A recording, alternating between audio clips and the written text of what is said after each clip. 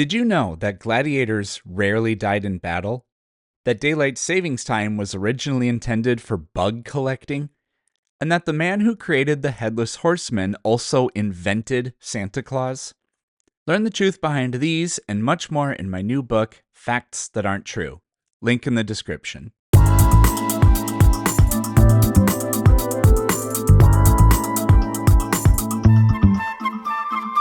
Here is part 1 of History's Ironic Deaths. Now, to set the record straight, irony is when a saying or phrase is the opposite of the literal meaning, such as, oh, great, when something bad happens. Situational irony is when something unexpected happens, like a fire station burning down. Usually when people say ironic, they mean a coincidence. Running into your friend at the supermarket isn't so ironic. It's actually the opposite. You expect to see them buying food once in a while. It's not ironic, it's just coincidental. First up is Captain Morgan. Sir Henry Morgan was a Welsh privateer, plantation owner, and, for a short time, governor of Jamaica. Yeah, all the pirates you've heard of worked on behalf of the British Navy, stealing plunder from Spanish ships. Blackbeard, Captain Morgan, Francis Drake, Captain Kidd. Oh, except for Redbeard. He was Ottoman. Henry Morgan actually never reached the status of captain. He was only an admiral, meaning this bottle is lying to you. Funny enough, so is this bottle. Horatio Nelson was a captain, although Morgan, because I said Sir Henry Morgan, was eventually given the status as knight. The British and Spanish signed a peace treaty over Panama, but then Morgan said, "I bet," and outnumbered 5-1, utterly destroyed the Spanish, with a casualty ratio of 30-1 against them. Morgan was arrested for violating the terms of the peace treaty, but Charles II was like, damn bro, you totally wrecked those nerds. And Morgan claimed he didn't know about the treaty, so he was released and given a promotion to knight.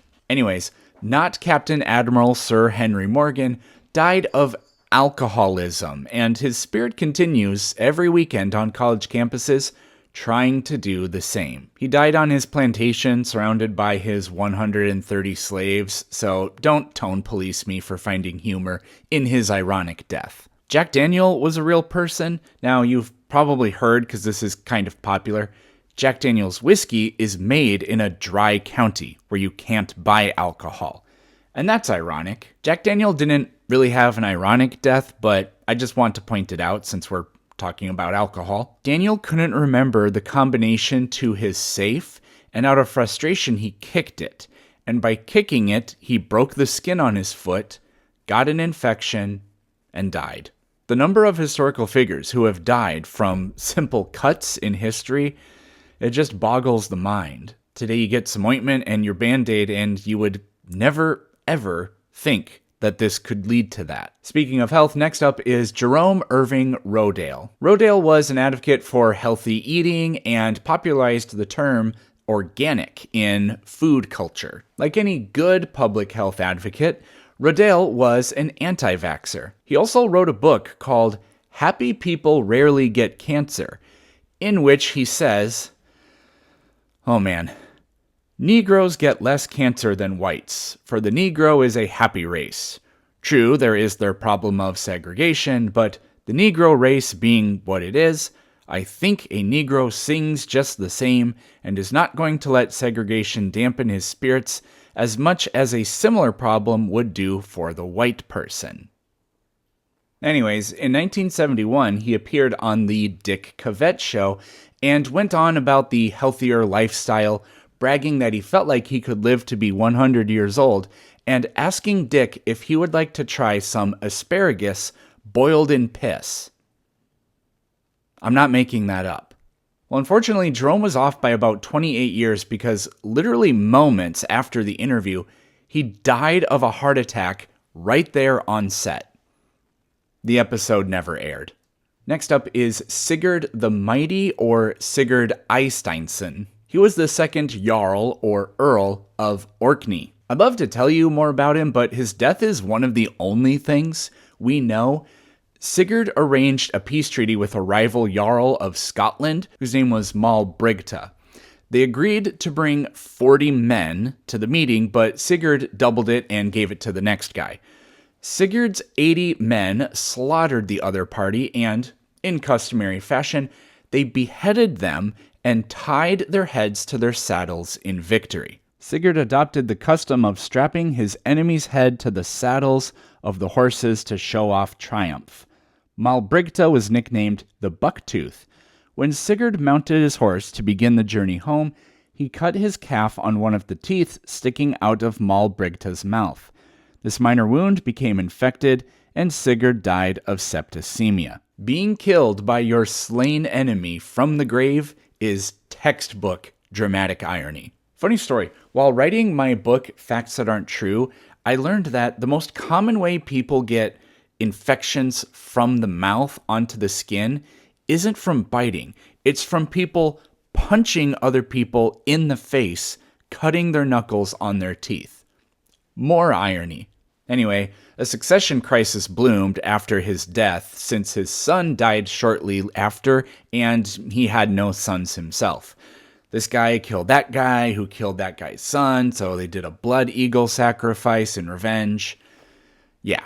Next up is Aeschylus, who was a Greek playwright who lived around the early 5th century BCE. Now, in his early life, he fought against Darius I of Persia in the Battle of Marathon, but in his later years, he got into writing plays and tragedies. His great innovation apparently was to add a second actor. Apparently nobody ever thought that having two people on stage was a thing. According to Aristotle, Aeschylus betrayed the cult he was a member of and had to flee for his safety. Now, legend has it that an oracle told Aeschylus that he would be killed by a falling object. So Aeschylus stayed outside in the great wide open where something couldn't fall on him, obviously. Well, ironically, an eagle that was carrying a tortoise dropped that tortoise on Aeschylus's head, killing him. Aeschylus was bald, and apparently the eagle and its eagle-eyed vision mistook his bald head for a rock, which eagles use to crack open the shells of tortoises, apparently. Now, the whole prophecy part of that is probably but the story of the eagle and the tortoise, that is confirmed by more than one source. Next is Mary Ward, who was a 19th century scientist who was particularly adept at drawing illustrations of microscope observations that she would make. She used her talent to publish several books and was very well known. Now, her death has nothing really to do with science, but it was very ironic because Mary was killed by a car 17 years before the car was invented. She's actually the very first automobile fatality in history. Her cousin had invented an experimental steam turbine-powered car. They were taking this thing out for a spin, and Mary was thrown off the vehicle as they went around a corner, and then somehow she was run over by it, breaking her neck. This was in 1869. Carl Benz received his first patent for the motor wagon in 1886. Our final example today is Slurms Mackenzie, who was the original party worm and spokesperson for Slurm Soda. He was born on the planet Wormulon and rose to fame in the early 30th century. Now, when it was revealed that Slurm Soda was engaged in corporate fraud and hiding damaging information from the public, Slurms Mackenzie chose justice over his corporate loyalty. In a last-ditch effort to save the lives of whistleblowers, Slurms blasted his music loud enough to cause a tunnel collapse that allowed the whistleblowers to escape, but he was killed in the process.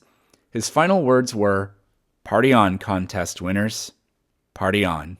The original party worm died doing what he loved, partying. Now that is irony! Like I said, this is part 1. I'm going to have about 6 or 7 ironic deaths coming up in part 2. So if you like this video, please give it a share. If you're not a subscriber, please do that as well. I got some stuff in the description for you to check out if you're interested. But thanks for watching.